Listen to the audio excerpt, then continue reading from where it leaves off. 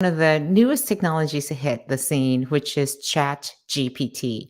So, for those of you who have had a chance to play with it, I would love for you to share in the chat what have your experiences been with ChatGPT? What have you done with it? What most excites you? What impressed you? But also what worries you?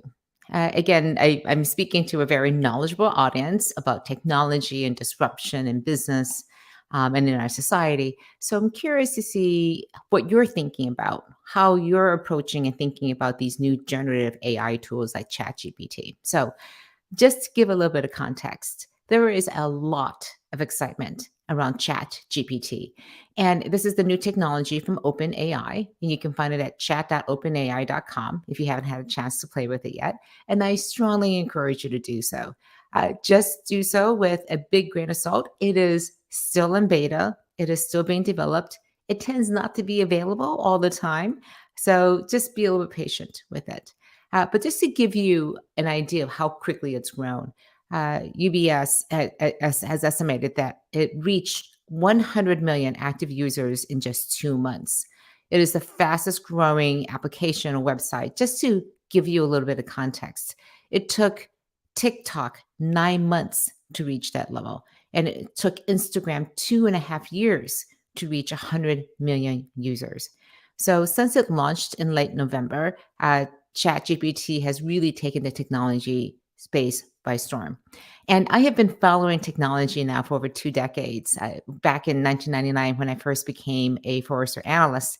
And one of the areas that I covered back then was search. So I've been watching search develop right from the very beginning. And one of the things that has impressed me about the rise of ChatGPT is that the acceleration of not only the uptake, as I just shared with the numbers, but also just how much it is being iterated and changed and integrated into the technologies that we already have has been astonishing. Just to give an idea, when ChatGPT launched the OpenAI chat, Google announced a red alert, said we got to get our AI act in order. And it's kind of ironic because OpenAI's ChatGPT was built on Google's generative AI platform. So it's not that as if OpenAI was originating this. Google was one of the first originators of it, open sourced it, gave it away to people to develop. But I think one of the things that happened was that Google took its own search engine out called Bard, B-A-R-D, and it didn't work that well. In the demonstration, it generated the wrong results. And as a result, Google's stock fell 7%. The equivalent in value of $100 billion was lost. So these are big stakes. And the question becomes as OpenAI, which is a consortium of technology companies headlined by Microsoft, are starting to use these tools, what are the implications?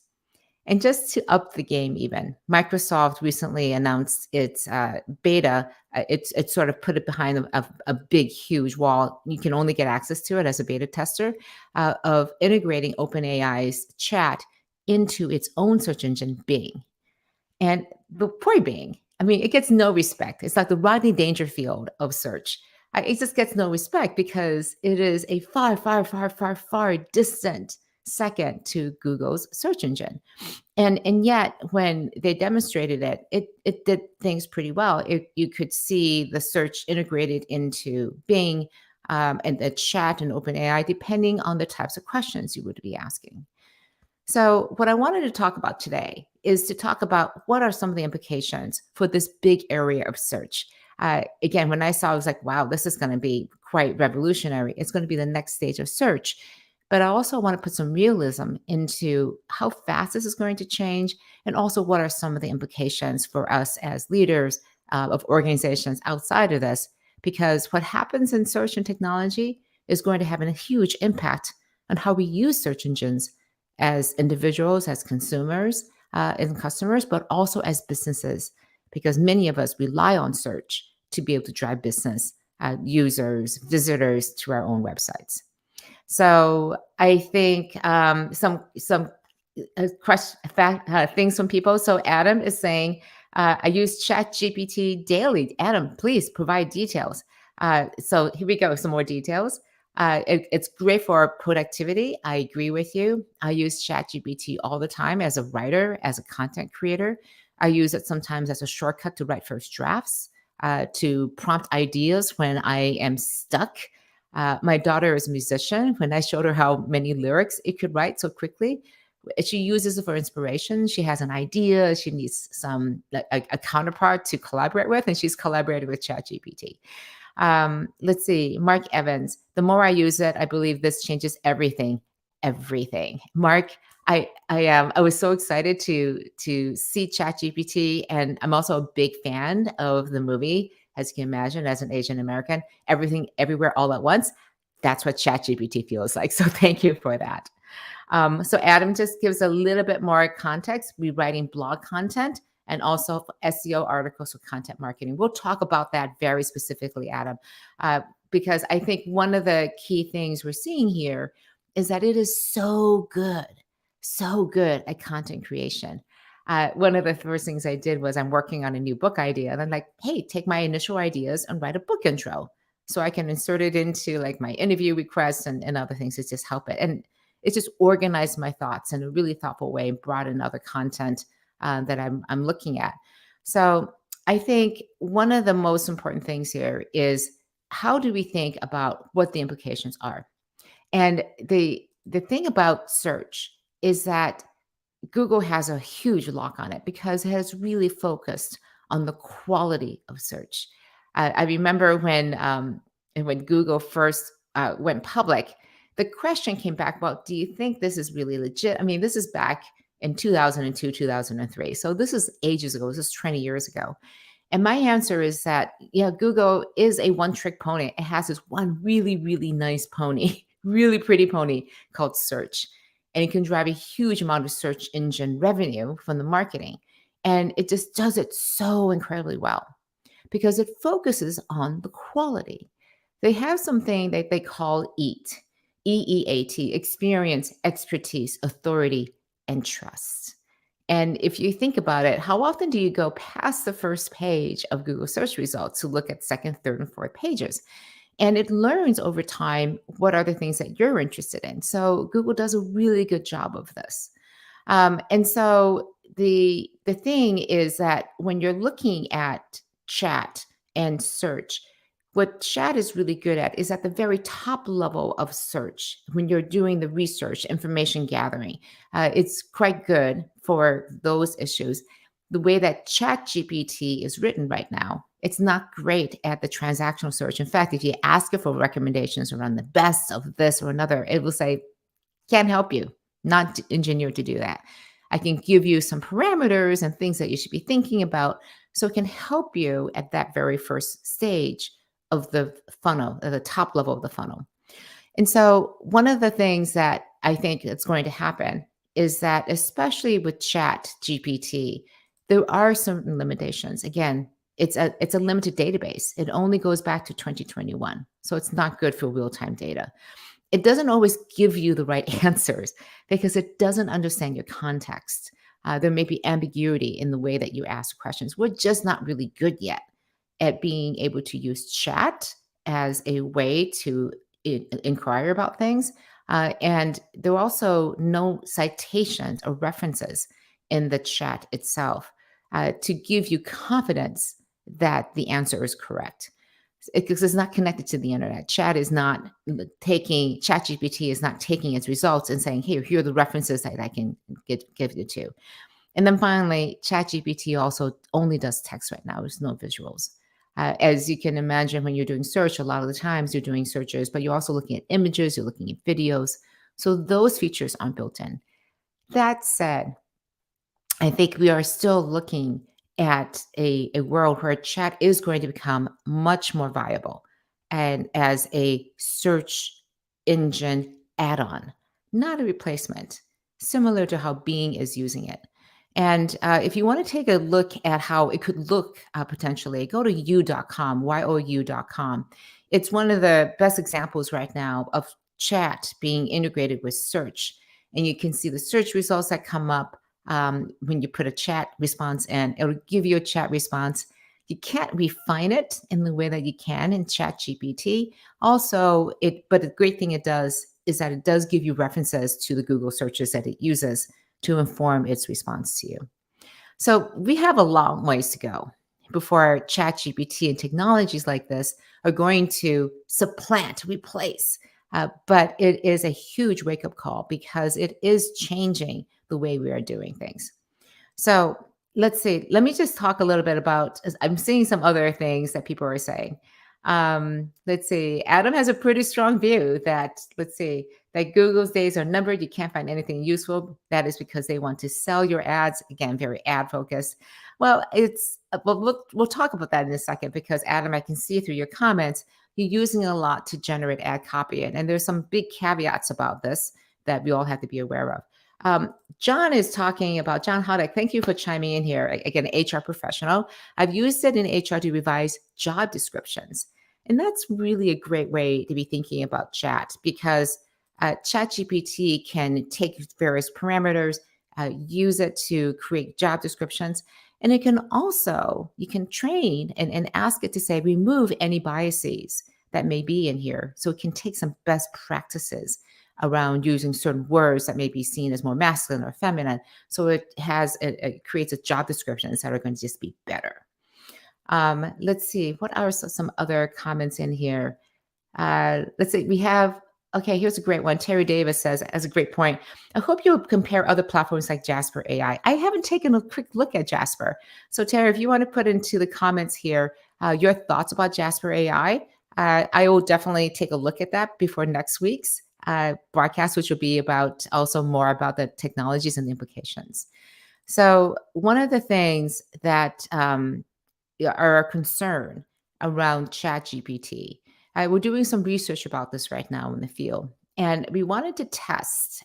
This is again my company, PA Consulting, and we wanted to test and understand how much are people aware of AI. And the reality is, some of the early results are they're very aware of it. This is not something that people are not paying attention to. But they also are very concerned about it. They don't understand it. They feel like there's a lot of jargon. It's not explained very well. And fundamentally, they don't trust it. And they're also very concerned about the impact on their jobs. And Adam shared this too. My copy guy is mad at me for using it, and he keeps being negative about it and keep telling him, Chat GPT will not replace you.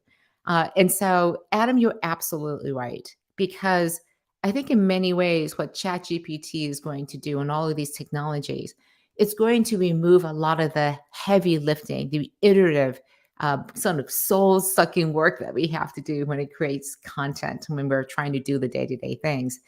And it allows us and frees us to do the higher order things that are important. The difference is that if you were relying on doing those more route analytical things that machine learning and AI can take care of, and you haven't become skilled at those higher order activities, then it can be very, very threatening to you. And I wanted to just give an example of what this could look like. So Google has very explicit guidelines that it will not accept AI generated content inside of its organic search. Again, we believe that there will be markers, watermarks, so to speak, inside of content generated by AI, so that you can make sure that it's clear when something is being generated by AI and not. There are already existing services that you can throw text into and detect, was it generated by a chat, and what the likelihood of that was. And similar to how you can check and see if something was plagiarized. So I think there is always going to be a premium put on human creativity, insightfulness. And the key thing is that, especially for Google, they want to reduce the likelihood that something was generated by AI. First of all, the AI can generate the same content, and it's not differentiating one page versus another page, one ad versus another ad. And again, Google says that it wants to have content that's created to be helpful, reliable, people first content. And if Chat GPT can help you create the first draft, that can be great. But it's that additional add into it that gives you the personal experience for your customers, the expertise, authority, and trust. the belief is that it's going to be very difficult for ChatGPT or any other generative AI to create that kind of content, and we need that human touch. Now, that said, I think there will be a premium put on something. In some ways, you know how we talk about made in the USA, made by Americans as a premium. That's something we're very proud of. I think made by humans will actually be something that something will put on as a point of quality, a point of trust that this was made by people. It may have been assisted by these AI tools, but in the end, it was created and generated by humans. So we'll see, because I think these tools will get better. And in some ways, these tools can be better than humans at removing certain biases that we may not be aware of. It may be better at understanding all the different perspectives that need to be out there that may be outside of our own individual experiences. And so, if you think about the wisdom of crowds, the wisdom of AI could really come to play here to help augment the experience that we bring as humans to a particular problem. So let me see. There are some new comments here. I want to make sure we get into them. Let's see. We have so many comments here. Okay. We have a LinkedIn user. I'm sorry we can't see who you are. If you look back to the origins of search as an internal enterprise content knowledge base aggregator, interesting directions in workforce effectiveness and efficiency. Remember that before they landed on AdWords, Google was selling appliances to bolt onto enterprise systems. True, they were doing that as well. And we think about, I'm sorry, it's all cut off because we have a limit to how many words you can put into the chat here, into the comments here. Google actually was an appliance. So we're looking at two routes. One was consumer search, and the other one was to make sense of all the enterprise data. And I think in many ways, one of the biggest untapped areas for AI is looking at all the data that's being generated internally. So inside of companies, we just do not have the capacity to look at huge amounts of database and find the needle in the haystack because we don't even know what we're looking for sometimes. So again, I think, thank you for that point, in that ChatGPT is used right now, that instance of generative AI, ChatGPT, is being used by consumers and individuals to enhance the content that we're creating. But it's also could potentially be used to query our databases and be able to make much better use. The example I prepared for today was if you're looking at search engine content, for example, and you're trying to figure out the content, the keywords you want to buy, but also the analytics. There's so much data to plow through, and to fine tune your analytics engines, to use AI to find and understand where you should be changing and shifting your ad buys and your ad copy could be a really big boon because the interface of it would be so much better. All right, let's see. We have some other comments here. So M. Morgan has a comment here. Super excited to see where these technologies are headed. Imagine embedding chat with AI art or CGI technologies to create beyond text. Absolutely. One of the things that we're seeing already with things like Lensa is the ability to create art, so to speak, or generate images. One of the biggest challenges, though, is what art are they using to base that on? And creatives are very much concerned about the implications of using their art to create generative AI and not being compensated for that. So there's lots of copyright issues, ownership of IP issues. If Lensa, or if you use generative AI or a platform to create the art, who owns the art? So lots of content and questions still to be worked out. We are in the very, very early days of this. So I think it's a big area for us to be thinking about. Mark, you have a great comment here. Does it make us more or less creative? That's a great question. And my sense here, Mark, is that it makes us more creative, because to be able to use chat and generative AI well, you have to ask the right question, and being able to refine it to ask all the permutations and looking around it. What it does, it just pulls in more data so that you don't have to have the direct experience necessarily. But because it increases the potential content that you can tap into, to drive that creativity, it can shortcut a lot of that creative cycles. Because and I think what's really telling is when I personally use it, when other people like my daughter use it, when we get stuck, it allows us to plow through those areas by injecting new ideas into the conversation.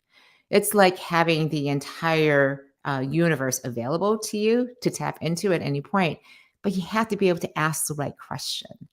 And so I think the interesting thing about ChatGPT and generative AI, it shifts the premium being from having the answer to being able to ask really good questions. And similar to how we know now how to use search really well, that's been developed over the past 20 years. We are going to have people who know how to use generative AI really well by being able to ask the right questions, being able to direct it into the right area.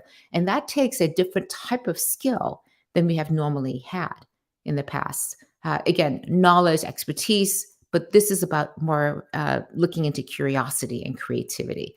So I think actually it's going to be a really interesting time to see what new skills are going to be needed to be able to use these new technologies. All right, so many comments here. I'm going to not be able to see all of them today. Let's see. And just give me a second here. Chris answered Mark's question.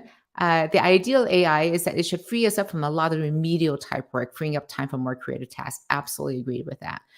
Laura says it's great for generating use cases, developing research parameters and frameworks, but it's a lack of trust in doing the analytical work.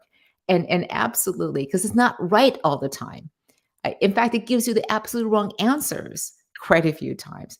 And again, I think that's partly because it's rooted in an older database, so things may not be up to date. But I think in particular, what Laura is talking about here, it helps me recognize my own bias in a problem space and show possible opportunities. And I like to say alternatives. It makes you, again, think differently. And it helps you be, again, more open to other possibilities. So thank you, Laura, so much for that comment. Let's see. Okay, here, Jay, I always love how optimistic you are about these things. This is a great skeptical point of view, and I'll talk about this because it leads to my last point I want to make today. If companies in general rank high on the sociopathic spectrum, choosing responses that favor profit over people, how much of that behavior will bleed into ChatGPT? Again, I think it's sort of like the similar way of thinking about the content that may not be necessarily helpful. For example, bomb building, terroristic, violent act content that's out there today. Uh, Again, we can't prevent people from creating that. We can't prevent companies from thinking about profit over planet and people. But to the extent that consumers and companies and businesses are now choosing to, again, choose to work with companies that are being more thoughtful, being more ethical in their behaviors. That is going to shift, I think, the responses in PageRank and chat to areas. Even now, ChatGPT has been trained. Again, the whole reason they created this and made it available to people was to see what kind of questions people would ask. How would they use it? Would they use it for nefarious reasons? Because they want to be able to catch those and then program it so that it doesn't do these things. Some of you may have heard about some of the adventures of Kevin Roose from the New York Times with Bing's chat. It actually it became something different, and the danger is that Chat GPT has some major issues, and one of the things is that it can do what they call hallucinations. It can go into rabbit holes. It can create homogeneous and unoriginal content. It can create echo chambers and decreasing the diversity and increasing the voices of niche voices, depending on how you're using it. And it can get stuck because ChatGPT and these chat generative AIs are trying to give you what you want. And if you engage in it in a long time, it can get stuck into this rut. So we have to be careful. And this goes to my last point that I want to talk about today is that in particular, how do we develop trust in this? And so, and I'll come back to, to some great other comments in here. I just want to show you this one tweet that came out this past week. Again, Discord is one of the most interesting technologies out there. It's a private chat platform. You can do voice, you can do chat. And they announced on March 9th that when it comes to sharing AI experiences with your friends, there's no place like Discord. Today we're announcing new AI experiments, including AI chat named Clyde, auto mode, AI conversation summaries, and launching an AI incubator at Discord. I mean, Discord is like a darling of the tech world and very much used by Gen Z and millennials. So this is should be exciting, right, for this audience. And in fact, Discord blew up because of this. And it was, so you're going to record our voice calls and turn it into an AI giant training model. How perfectly horrifying. And all of the tweets going on through this is basically people were just horrified by this idea. And again, this is a big enough and knowledgeable enough audience, very tech savvy, that they go, whoa, wait a minute. You're just going to throw AI and use all of my content? What are you going to do with it? Are you taking my private chats? These are private. They're not public. And what are you going to do with it? How are you going to use this? And so I think this is a huge wake-up call to, if we're going to incorporate chat technologies, AI technologies into our businesses, into our offerings, into our platforms, we need to be very aware of how are we doing it? How are we using the information? Privacy concerns that people have. It is an extremely interesting and an amazing time. But we also have to be very sensitive to the fact that the technology and the capabilities are moving much faster than customers and consumers, people, individuals may be able to understand and use it and frankly trust it. So there's a lot of work to be done here. And my biggest concern is that we're moving so fast that we're not bringing our users along with us to establish that level of trust. So a couple other things that we see. Adam's also talked about how it's a great tool for lawyers and doctors and software engineers to check code. Lawyers have been saying, I don't need paralegals anymore. They can just throw the content I need to be looked at into chat and potentially just get it summarized. Doctors are using it to write letters to insurance companies, to advocate for coverage, citing for all types of previous art and research. So lots of examples around this. So lots of great comments here today. I'm not going to be able to look at things. Look at all the comments here. LinkedIn user been running experiments, crafting various prompts like what happened to Silicon Valley Bank. Interesting, illuminating to ask a question you think you already know the answer to, and exposes a variability of response. I don't have the link to it today, but I just saw a TikTok yesterday that put it to ChatGPT, explain the fall of Silicon Valley Bank in monkey language with bananas and monkey bananas. And it went on to just look at, do a search on Silicon Valley Bank, monkey bananas. And you'll see the explanation that ChatGPT came up with. It's absolutely brilliant. So there's lots of different ways to be thinking about all of these technologies. But I think the way to be thinking about this, definitely play with it, experiment with it, and now start thinking in particular about how this is going to impact the ways that we do business, the ways we engage internally with this tool to create productivity, to create creativity, actually, and make the work that we do just so much better in terms of quality, but also for us as workers and employees. But also think about what the implications are for our customers and how they need to be brought along on this journey. So I'll just put into here, if you want to take a look at the Discord tweet, this is the location of it. I don't think I can put the, I always forget to take this. Here, let me grab it from the screenshot here. I'll put it into the comments so you all can see it. It's a little bit easier to have. But yeah, the idea here is take a look at these examples that we have. And next week, I'm going to be continuing this in terms of how do we increase our trust. This Discord conversation was really intriguing to me is how do we increase trust? How do we think about what is it that our consumers want? I'll be bringing some examples of how some companies are doing this very well, some examples of people doing it really horribly. And if I'm hoping to get a guest, still waiting to confirm, to come in and also add to the dialogue. So thank you so much everyone for commenting. I'm so sorry if I didn't get to your comment today. It was a really robust discussion, but please join me next week and we'll be continuing the conversation around this. As you can see, there's a lot of energy and interest around it. Take care. Have fun with ChatGPT. Stay safe up there, and I'll talk to you next week. Take care. Bye bye.